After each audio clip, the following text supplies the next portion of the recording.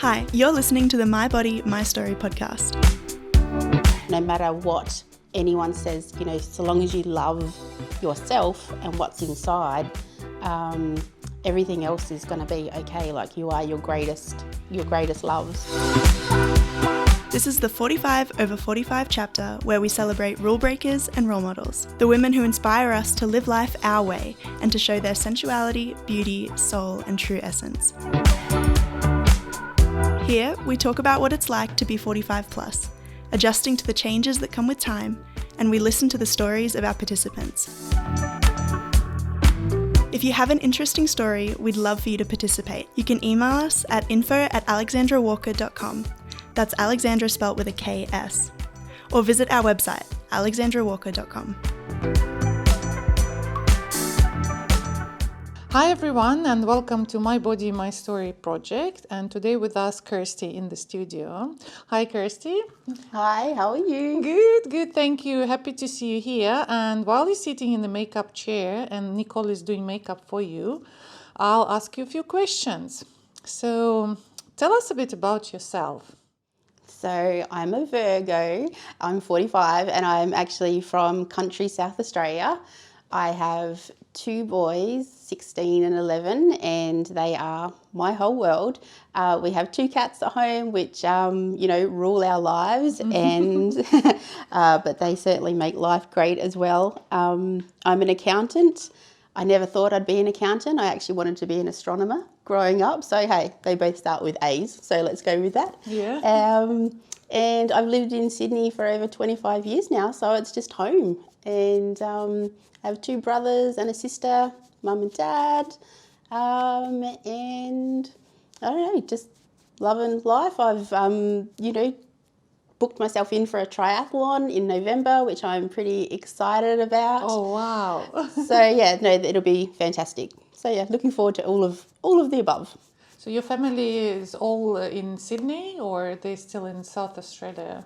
So my family, my brothers are in the country in South Australia. My mum is with them as well. Mm-hmm. My dad is in the country, but just a country, South Australia, but just a different area. Town. Yep, mm-hmm. That's it. And my sister is in Melbourne. Oh, okay. So do you travel a lot to see your family, or they come to you?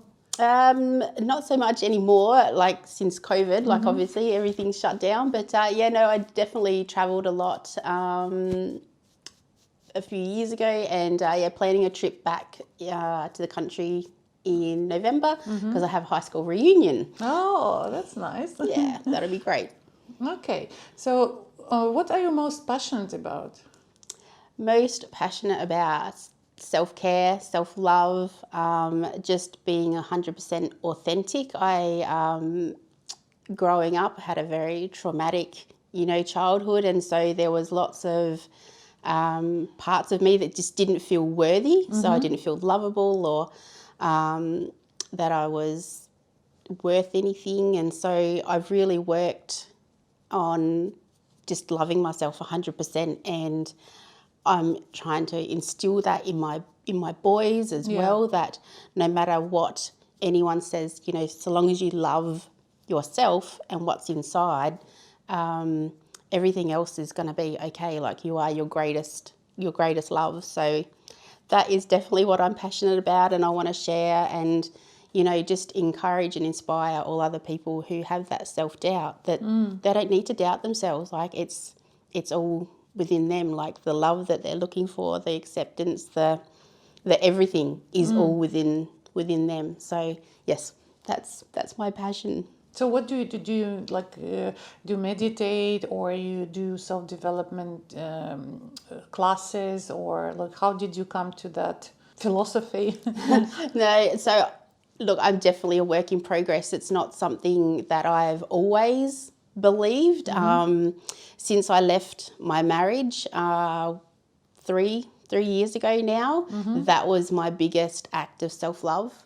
Walking away. We were together for 22 years, so it was a big thing. There was a lot of guilt. There was a lot of emotion, and I tried for a long time. But yes, so podcasts are definitely my go-to, and just the people that I surround myself with, and what I what I listen to, what I ingest in my body, just everything. Like, it's not just, you know, one part, and gratitude is a massive part of that as well, because yeah, like, you just got to be grateful for everything that we have, because there are lots of people out there who don't even have a fraction of what we have. So definitely gratitude all the way. So yep. And we have to keep reminding ourselves that, you know, stop and think that you have it and it's a blessing, and, you know, just appreciate it.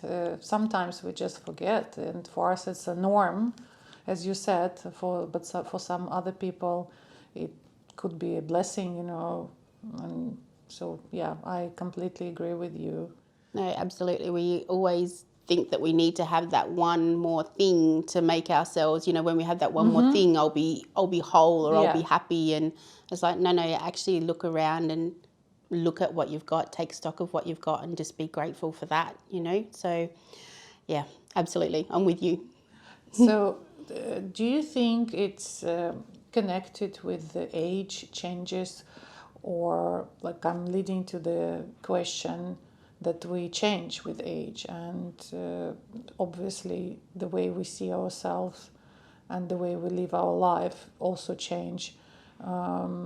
What do you think is the positive change you have experienced so far, hitting 45? What do you think?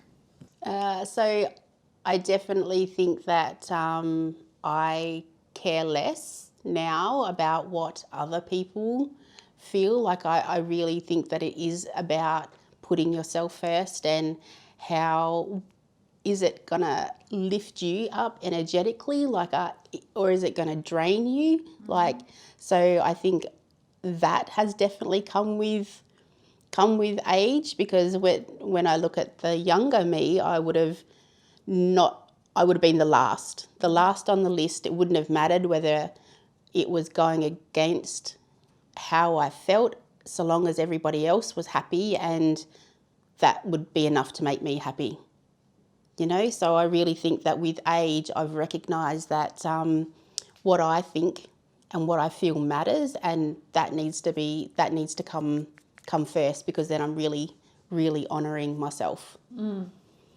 I know it's not in the order, but I will ask this question now. So if you could meet your 30-year-old self, what advice would you give her? What would you say?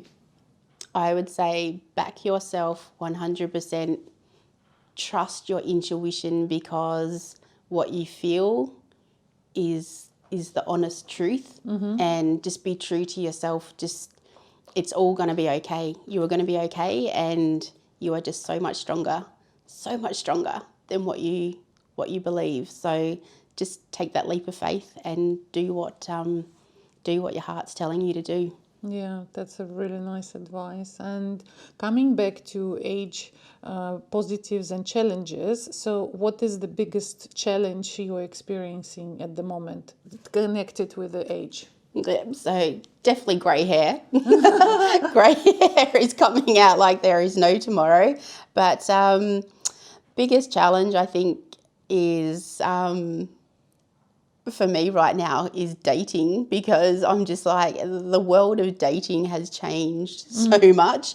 Everything is online, you know. It's just, we just don't meet people like we used to meet people.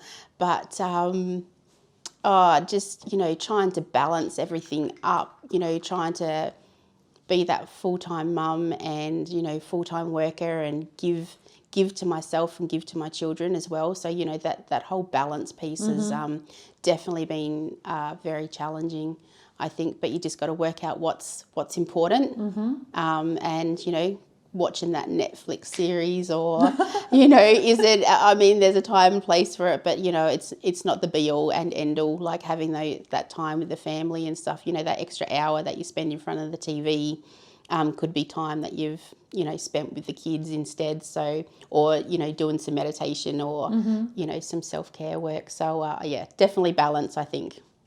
I don't know why I have this question, but what time do you get up? So I'm usually up around 5 Oh, wow. in the morning. I thought so, that you get up early. Yep, there's definitely lots to, squeeze into the day. So I'm trying not to waste a minute right now, which is great. And so what would you say your greatest accomplishment so far? My children, when I look back, before my kids, it was definitely, putting myself through education, uni, my professional qualifications and whatnot. But I think over the last few years since I've left my marriage, my greatest accomplishment is definitely finding me and loving me. And I'm just so grateful for that journey, and it just makes me feel more whole and more able to give to my children and, to set them up better in life. So, yeah. I ask you about 30 years old self, but if you would give advice to younger women, generally to older women who will eventually reach our age and undergo this age changes, what would you tell them? To do what makes them happy, to just stop overthinking and stop trying to please other people, to embrace who you are, and, all of your imperfections. You are perfectly imperfect the way you are. And, just love yourself. Just love yourself like nobody else can, So, yeah, that would definitely be my advice for the younger generation. So what do you think will change then if they follow this advice? Will they be different from what we are now? Because it seems like everyone I ask on this podcast having these regrets, not loving themselves more and, caring about themselves. But just imagine that they will. So what do you think they will be by 45? I think that they would have a life with less regret. They would be making better decisions for themselves, I think, and, when they reflect on their lives when they are 45, that they can look back and go, yeah, I did what was right by me. It wasn't necessarily the road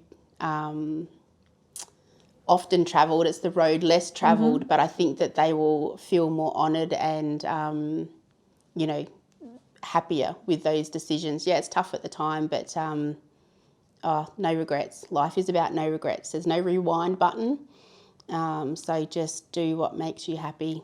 If they will have gratitude. Yes, you definitely got to have gratitude. Okay, so, and if we talk about body image and perfect body image, where do you think this idea comes from, perfect body image? So my initial thoughts around this was around, media and social media, and I definitely feel that they still have a big part of it. But I think growing up, what you perceive in your mind as a perfect, as a perfect person. So, I played with Barbie dolls, and so that was my model, I guess. And so we look at Barbie and she's perfect, right? But is she really? Yeah, exactly. Is she really perfect? So I think, we definitely compare ourselves, growing up with, our friends and whatnot, and, whether we're good enough. And I think it really comes down to, that self-talk and what goes on, in your mind. So whether you are positive and uplifted, or whether, and they're just not skills that we learn early on, I don't think, that self-empowerment and that self-love, because if we did, we would be content and, love ourselves. So I definitely think it comes from media, but also, our upbringing, and so like our peers and friends as well. I agree with you 100% with that. And what it would be for you, your perfect body? To be healthy and fit. So last year I had to have a full hysterectomy because I had uterine cancer. And so that was a really big wake-up call for me. And so, I am now just loving my body so much more because it's delivered my 2 children to me. It's given me life to this point.